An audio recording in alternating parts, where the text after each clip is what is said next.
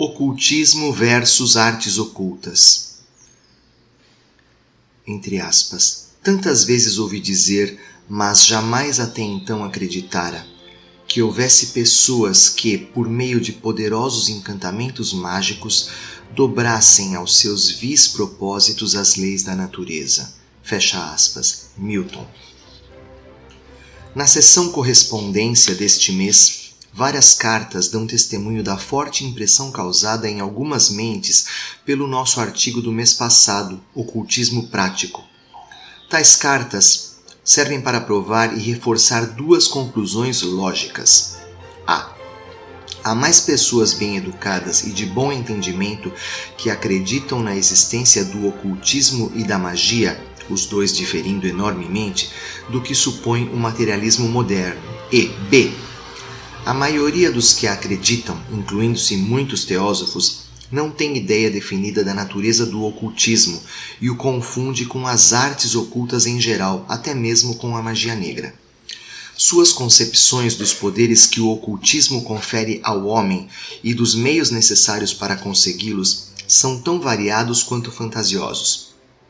Alguns imaginam que tudo o que necessitam para tornar-se um Zanoni é um mestre na arte para indicar o caminho. Outros creem que se tem apenas que atravessar o canal de Suez e ir até a Índia para transformar-se num Roger Bacon ou mesmo num Conde Saint-Germain. Muitos adotam Margrave como seu ideal, com a sua juventude sempre a se renovar, e poucos se importam com a alma como o preço a ser pago por isso. Muitos confundem feitiçaria pura e simples com ocultismo.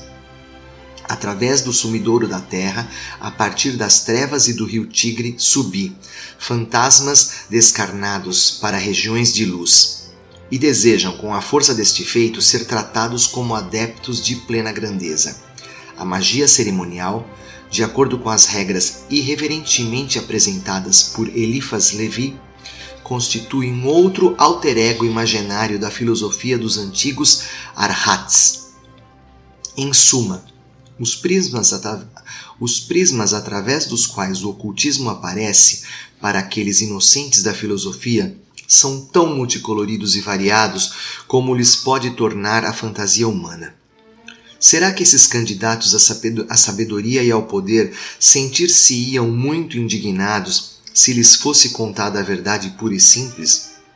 Não é apenas útil, mas agora se tornou necessário desiludir a maioria deles, e antes que seja tarde demais. Esta verdade pode ser dita em poucas palavras. Não há, no Ocidente, entre as centenas de pessoas fervorosas que se dizem ocultistas, nem mesmo meia dúzia que tenham sequer uma ideia aproximadamente correta da natureza da ciência que eles procuram dominar. Com umas poucas exceções, estão todos no caminho que leva à feitiçaria. Que eles estabeleçam um pouco de ordem no caos que reina em suas mentes antes de protestarem contra esta afirmativa. Deixemos que primeiro aprendam a verdadeira relação entre artes ocultas e ocultismo, e a diferença entre ambos, e então se enfureçam se ainda se acharem com razão. Enquanto isso, deixemos que aprendam que o ocultismo difere da magia e das outras artes secretas, como o glorioso sol difere de uma luz fugidia, assim como o imutável e imortal espírito do homem, o reflexo do todo absoluto sem causa e incognoscível, difere do barro perecível, o corpo humano. Em nosso Ocidente altamente civilizado, onde as línguas modernas têm evoluído e novas palavras têm sido cunhadas sob o influxo de novas ideias e pensamentos, como tem acontecido com todas as línguas, quanto mais estes pensamentos se tornam materializados na fria atmosfera do egoísmo ocidental e sua busca incessante pelos bens deste mundo, tanto menos se sente qualquer necessidade para a produção de novos termos que expressem aquilo que se considera implicitamente como absoluta e desacreditada superstição. Tais palavras poderiam apenas responder a ideias que dificilmente se suporia um homem culto pudesse abrigar em sua mente. Magia é um sinônimo para prestidigitação, Feitiçaria, um sinônimo para ignorância crassa. E ocultismo, os tristes restos mortais de perturbados filósofos medievais do fogo, dos Jacob Boehmes e os Saint Martins, expressões que se acredita mais que amplamente suficientes para cobrir todo o campo da falcatrua. São termos de desprezo e, geralmente usados apenas com relação à escória e aos resíduos das idades das trevas e dos períodos de eons de paganismo que os precederam. Por isso, não possuímos termos na língua portuguesa para definir e matizar a diferença entre tais poderes paranormais e as ciências que levam à posse deles, com a refinada precisão que é possível nas línguas orientais, preeminentemente no sânscrito. O que palavras como milagre e encantamento, palavras afinal idênticas em significado, já que ambas expressam a ideia de produzir coisas maravilhosas, transgredindo as leis da natureza, como explicado pelas autoridades reconhecidas, significam àqueles que as ouvem ou as pronunciam. Um cristão acreditará piamente em milagres, não obstante transgridam as leis da natureza, porque se diz terem sido produzidos por Deus através de Moisés. Por outro lado, rejeitará os encantamentos produzidos pelos mágicos do faraó ou irá atribuí-los ao demônio. É este último que nossos pios inimigos associam ao ocultismo, enquanto seus ímpios desafetos, os infiéis, riem-se de Moisés, dos mágicos e dos ocultistas e enrubesceriam se tivessem que dedicar um pensamento sério a tais superstições. Isso porque não existe qualquer termo para mostrar a diferença. Não há palavras para expressar as luzes e sombras e desenhar a linha demarcatória entre o sublime e verdadeiro em relação ao absurdo e ridículo. Os últimos são interpretações teológicas que ensinam a transgressão das leis da natureza, pelo homem, por Deus ou pelo diabo. Os primeiros, os milagres científicos, e os encantamentos de Moisés e dos magos de acordo com as leis naturais, ambos tendo sido aprendidos em toda a sabedoria dos santuários, que eram as sociedades reais daqueles dias, e no verdadeiro ocultismo. Esta última palavra certamente se presta a equívocos, traduzida como foi da palavra composta Gupta Vidya, conhecimento secreto, mas conhecimento de que alguns dos termos sânscritos nos podem ajudar. Há 4 nomes, dentre muitos outros, para designar os vários tipos de conhecimento ou ciência esotéricos, mesmo nos Puranas esotéricos. Há Ajnavidya, conhecimento dos poderes ocultos despertados na natureza pela realização de certas cerimônias e ritos religiosos. Mahavidya, o grande conhecimento, a magia dos cabalistas e da adoração tântrica, geralmente feitiçaria da pior espécie. Guhyavidya, conhecimento dos poderes místicos residentes no som éter, consequentemente nos mantras, preces cantadas ou encantamentos, que dependem do ritmo e da melodia usadas, ou, em outras palavras, uma performance mágica baseada no conhecimento das forças da natureza e suas correlações. Atmavidya, um termo que é traduzido simplesmente como conhecimento da alma, sabedoria verdadeira pelos orientalistas, mas que significa muitíssimo mais. Atmavidya é, assim, o único tipo de ocultismo que qualquer teósofo que admirasse luz no caminho e que fosse sábio e altruísta deveria esforçar-se por alcançar. Tudo o mais é apenas algum ramo das artes ocultas. Artes baseadas no conhecimento da essência última de todas as coisas nos reinos da natureza, tais como minerais, vegetais e animais. Portanto, das coisas pertencentes à esfera da natureza material, por mais que aquela essência possa ser invisível e tenha escapado até agora à compreensão da ciência. A alquimia, a astrologia, a fisiologia oculta, a quiromancia existem na natureza, e as ciências exatas, assim chamadas talvez porque elas sejam julgadas o inverso disso, nesta área de filosofias paradoxais, já descobriram não poucas das artes acima. Mas a clarividência, simbolizada na Índia como o olho de Shiva ou chamada visão infinita no Japão, não é hipnotismo, o filho ilegítimo do mesmerismo, e não pode ser adquirida por tais artes. Todas as outras podem ser dominadas e se pode obter bons resultados, sejam bons, maus ou indiferentes, mas são de pouco valor do ponto de vista de Atma Vidya. Atma Vidya inclui todas elas e pode até mesmo usá-las e eventualmente para propósitos benéficos, mas não sem antes purificá-las de sua escória, e tomando o cuidado de destituí-las de todo elemento de motivação egoísta. Deixe-nos explicar. Qualquer homem ou mulher pode pôr-se a estudar uma ou todas as artes ocultas acima especificadas sem qualquer grande preparação prévia e mesmo sem adotar qualquer modo de vida demasiado restritivo, poder-se-ia até mesmo prescindir de qualquer padrão elevado de moralidade.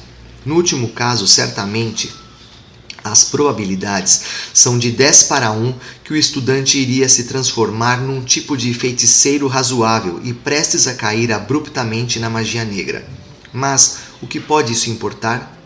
Os vodus e os dugpas comem, bebem e se divertem com as hecatombes de vítimas de suas artes infernais. E assim também os afáveis cavalheiros vivisseccionistas e os hipnotizadores diplomados das faculdades de medicina. A única diferença entre as duas classes é que os vodus e dugpas são feiticeiros conscientes e os seguidores de Charcot Richer são feiticeiros inconscientes.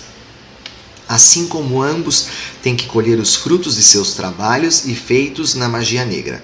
Os praticantes ocidentais não deixarão de conseguir lucros e satisfações sem receber a punição e a reputação correspondentes a tais práticas. Repetimos, portanto, que o hipnotismo e a vivissecção, como praticados em tais escolas, são feitiçaria pura e simples, privados do conhecimento do qual desfrutam os vodus e dugpas, e que nenhum Charcot Richer pode obter por si mesmo em 50 anos de intenso trabalho e observação experimental. Deixemos, então, aqueles que querem intrometer-se na magia, quer eles entendam sua natureza ou não, mesmo que considerem as regras impostas aos estudantes muito difíceis e por isso ponham de lado Atma Vidya no ocultismo, seguirem sem esse conhecimento. Deixemos que se tornem magos de qualquer maneira, mesmo que se tornem vodus e dugpas pelas próximas 10 encarnações. Mas o interessante de nossos leitores estará provavelmente centrado naqueles que são inexoravelmente atraídos para o oculto, embora nem façam ideia da verdadeira natureza daquilo a que aspiram, nem se tenham tornado livres das paixões e muito menos verdadeiramente altruístas. Então, o que dizer a respeito destes desventurados?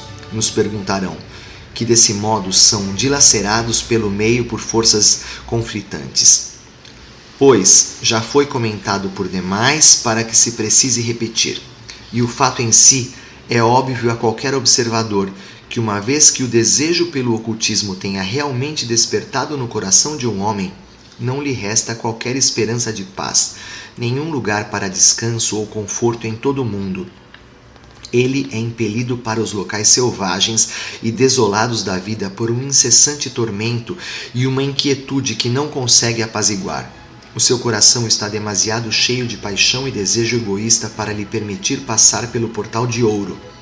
Ele não consegue encontrar descanso ou paz na vida comum.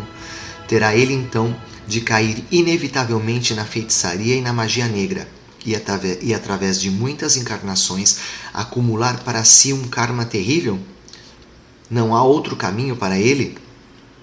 Certamente que há, respondemos. Que ele não aspire a mais do que aquilo que se sinta capaz de realizar. Que ele não escolha carregar um fardo pesado demais para si, se nem mesmo exigir dele que se torne um Mahatma, um Buda ou um grande santo. Deixe-se que estude a filosofia e a ciência da alma, e ele poderá tornar-se um dos modestos benfeitores da humanidade, sem qualquer dos poderes super-humanos. Os siddhis, ou os poderes do Arhat, são reservados unicamente para aqueles que são capazes de consagrar sua vida, sujeitar-se aos terríveis sacrifícios exigidos por um tal treinamento e sujeitar-se a eles ao pé da letra. Que eles saibam de uma vez por todas e lembrem sempre que o verdadeiro ocultismo ou teosofia é a grande renúncia do eu, incondicional e absolutamente, tanto em pensamento como em ação. É altruísmo, e também lança aquele que o pratica totalmente para fora do cômputo das fileiras dos vivos, não para si, mas para o mundo ele vive. Tão logo tenha comprometido a si mesmo como obra. Muito é perdoado durante os primeiros anos de provação, mas tão logo seja ele aceito, sua personalidade tem que desaparecer e ele tem de se tornar uma mera força benéfica da natureza. Depois disso, só há dois polos opostos perante ele, duas sendas e nenhum lugar intermediário para descanso.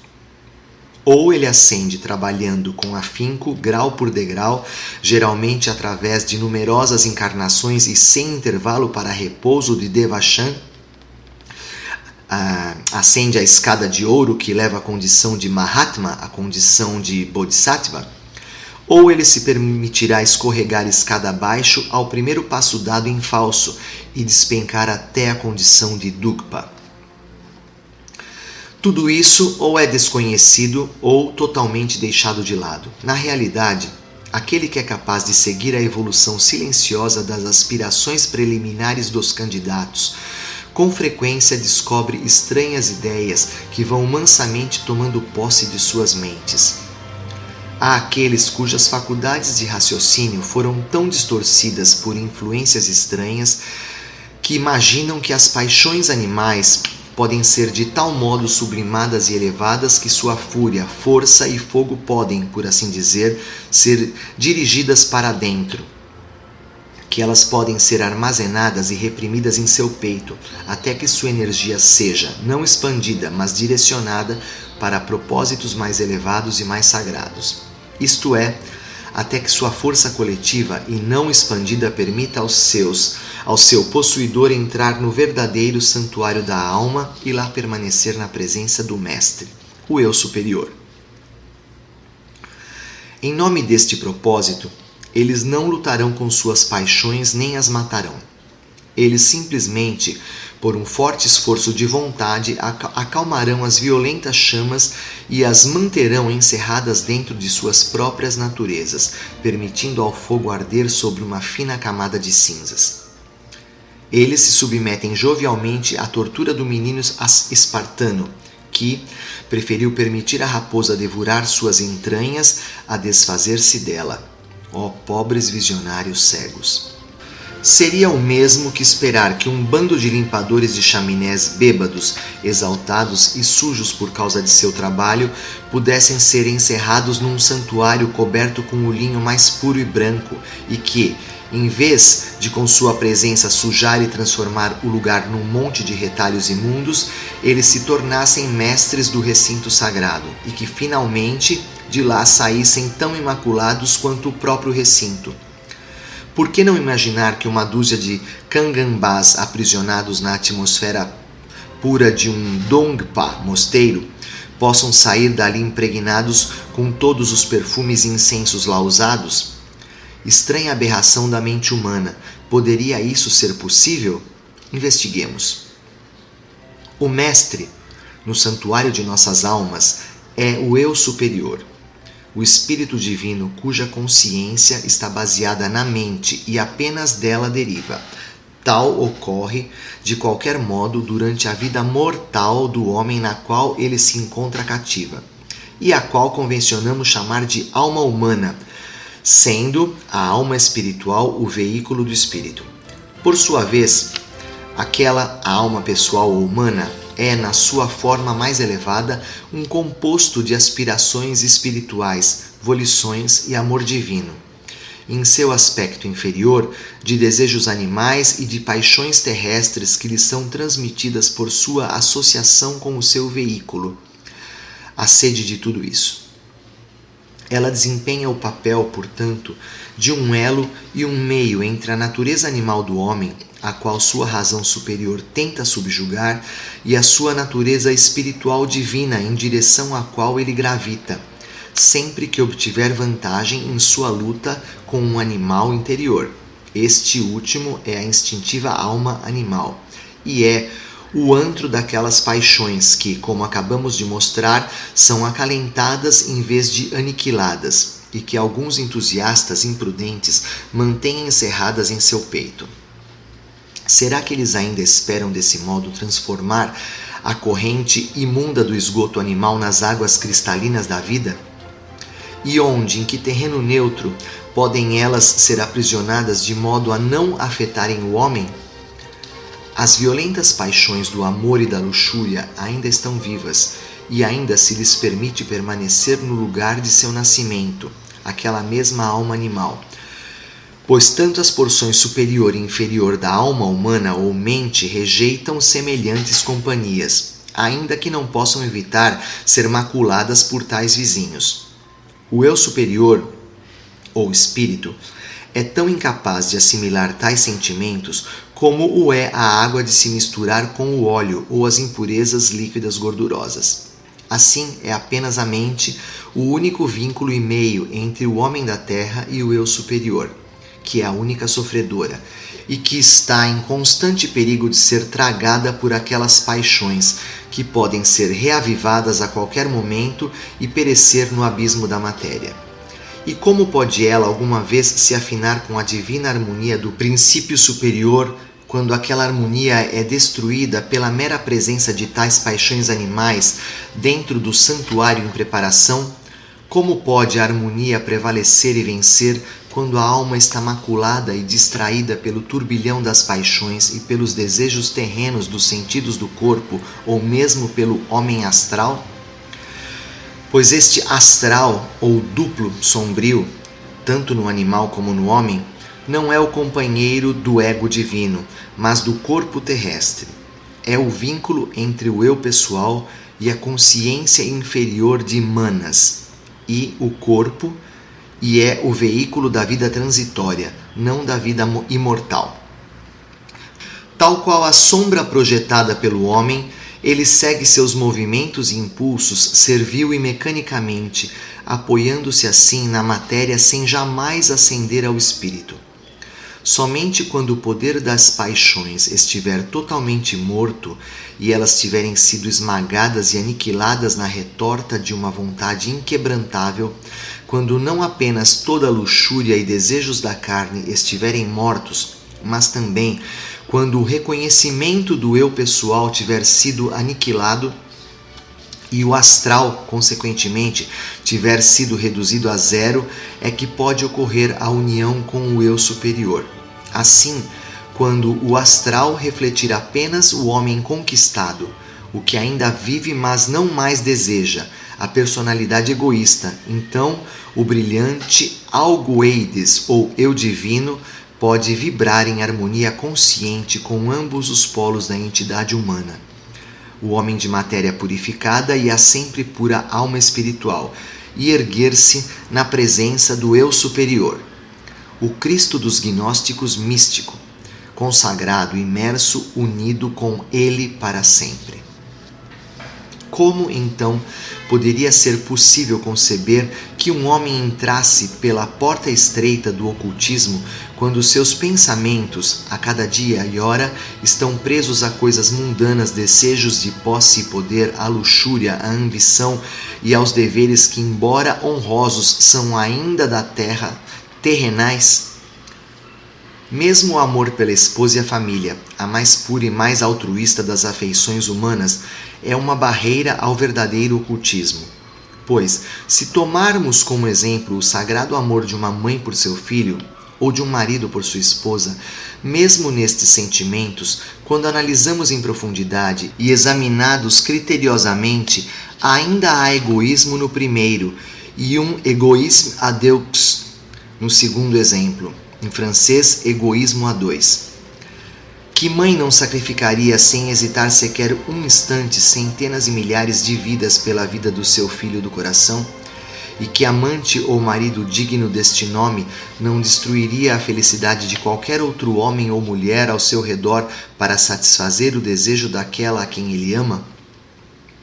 Mas isso é natural, dirão, certamente do ponto de vista das afeições humanas, mas não à luz do princípio daquele amor divino universal.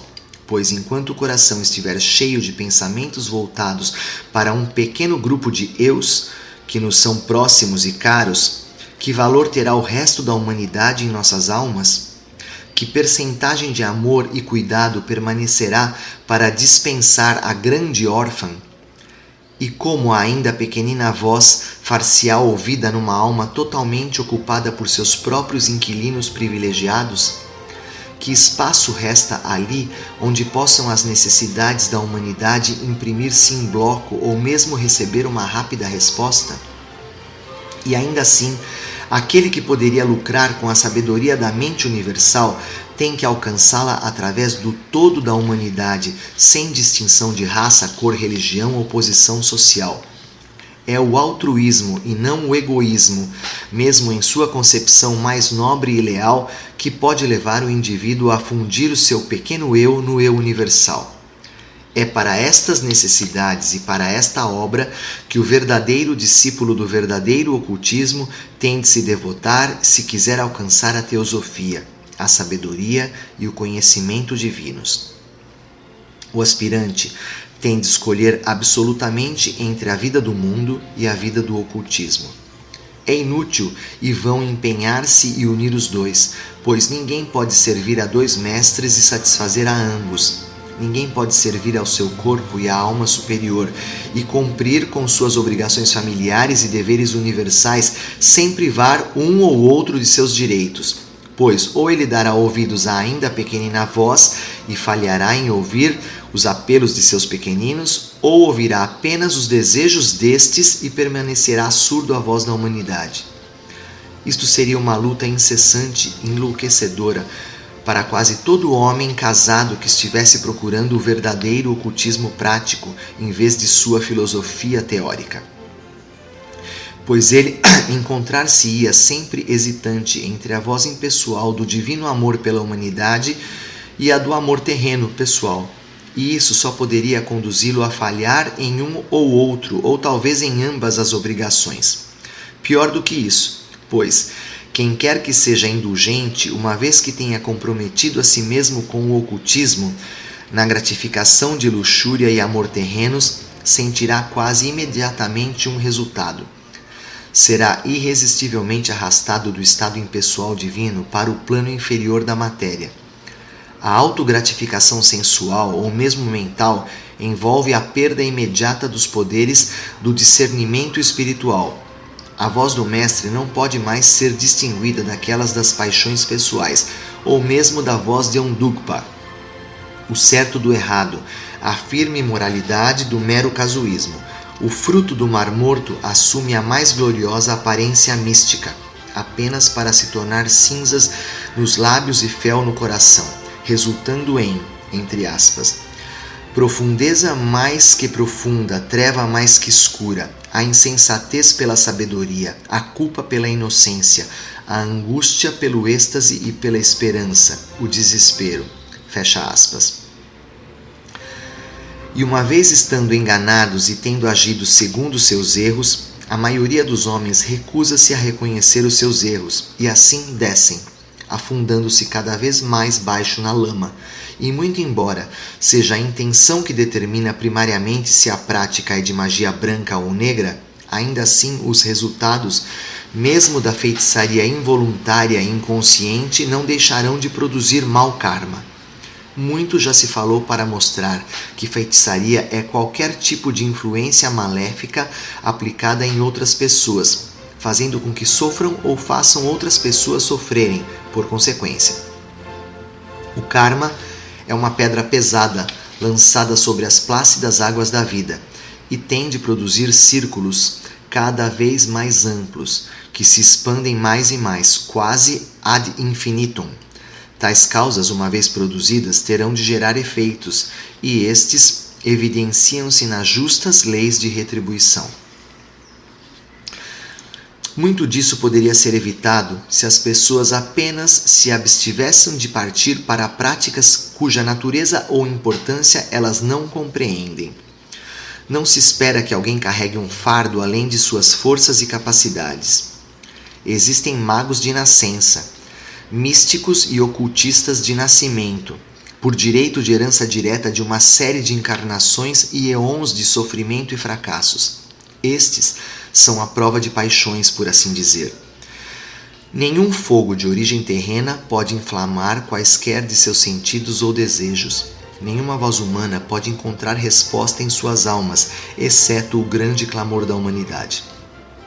Apenas estes podem ter certeza do sucesso, mas somente podem ser encontrados em lugares distantes e ermos, e eles passam pelas estreitas portas do ocultismo porque não carregam qualquer bagagem de sentimentos humanos transitórios consigo.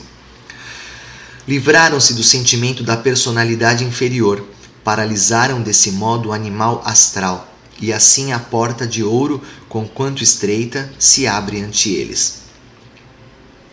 Tal não ocorre com aqueles que ainda precisam carregar por várias encarnações os fardos dos pecados cometidos em vidas prévias e mesmo em suas vidas atuais. Para esses, a não ser que prossigam com grande cuidado, a porta de ouro da sabedoria pode ser transformada na porta larga, o espaçoso caminho que conduz à perdição, e por isso muitos são os que entram por ele.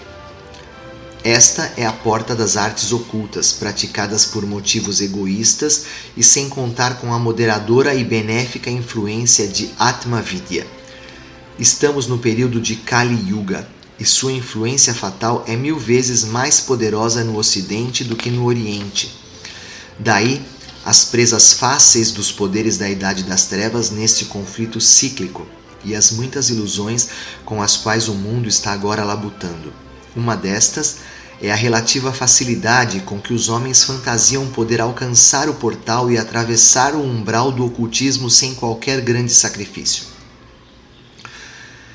É o sonho da maioria dos teósofos, sonho inspirado pelo desejo de poder e pelo egoísmo pessoal, e não são tais sentimentos que poderão conduzi-los à meta desejada.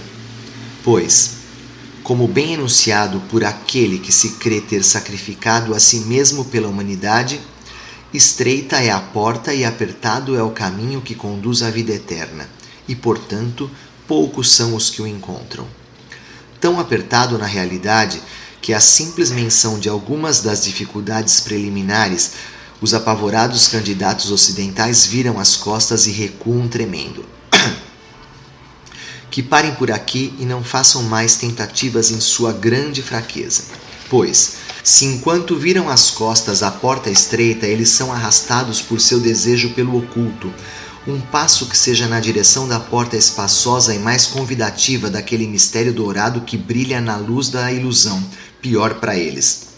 Só podem ser levados aos domínios inferiores do estado de Dugpa e certamente logo encontrar-se-ão naquela via fatale do inferno, sobre cujos portais Dante gravou essas palavras. Está em italiano, eu vou falar a tradução. Da Divina Comédia. Por mim se entra no reino das dores, por mim se chega ao padecer eterno, por mim se vai a condenada gente. Acabou.